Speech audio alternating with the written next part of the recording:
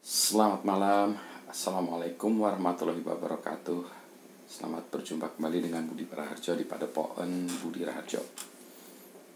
Kali ini kita akan membahas sesuatu yang sebetulnya saya bingung membahasnya.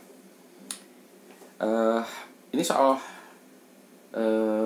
ini kalau Anda lihat ya di dalam video saya ini, saya biasanya atau selalu ya tidak pernah menyarankan untuk melakukan subscribe atau like atau apapun di dalam video-video saya, karena saya tidak ingin itu ya menjadi bagian yang umum ya, anti mainstream lah.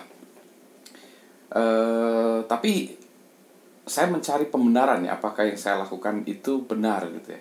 Karena banyak orang-orang yang mengatakan bahwa itu sebenarnya harusnya dilakukan karena supaya ada orang melakukan action ya.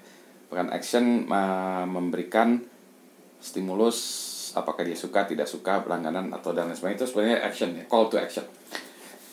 Saya pikir-pikir saya nggak perlu juga ya. Nah kemudian saya tadi barusan nonton film tentang The Social Dilemma, dilema sosial, The Social Dilemma. Filmnya bagus juga ya.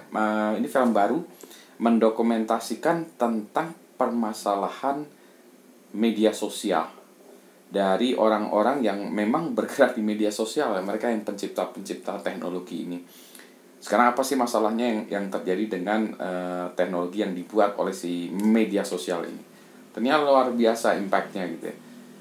Bahkan salah satu saran dari mereka adalah kalau kita melihat saran misalnya dalam media sosial untuk melike atau yang disarankan oleh dia, jangan deh.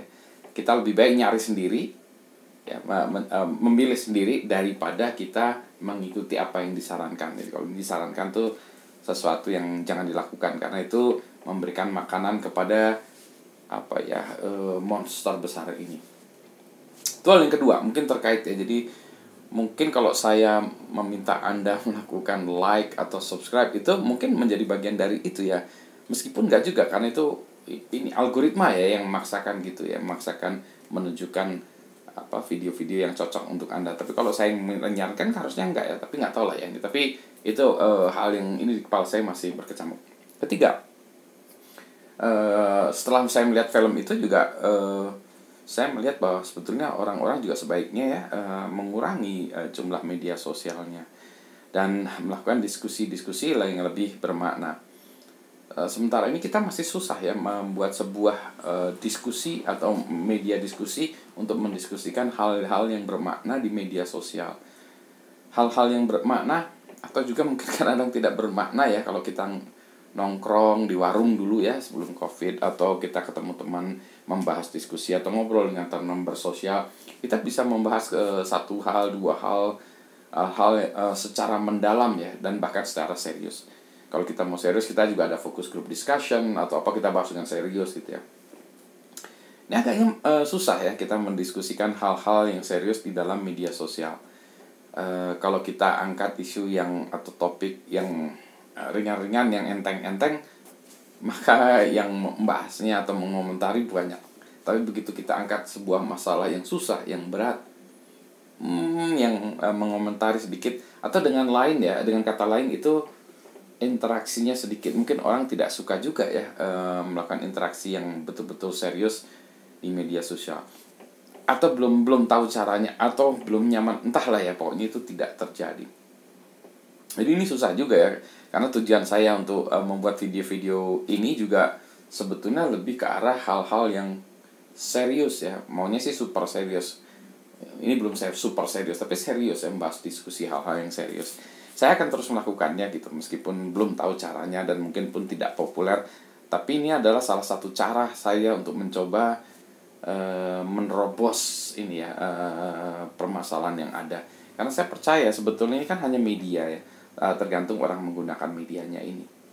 Meskipun boleh jadi kalau kita lihat ya dari film Social Dilemma atau film dokumenter lainnya atau dokumentasi lainnya, bacaan yang lainnya, menunjukkan bahwa sebetulnya algoritma itu atau the code itulah the law gitu ya. Jadi kode atau algoritma kita itu kan akan menjadi law atau menjadi bagian yang menyebabkan kita berkelakuan seperti itu.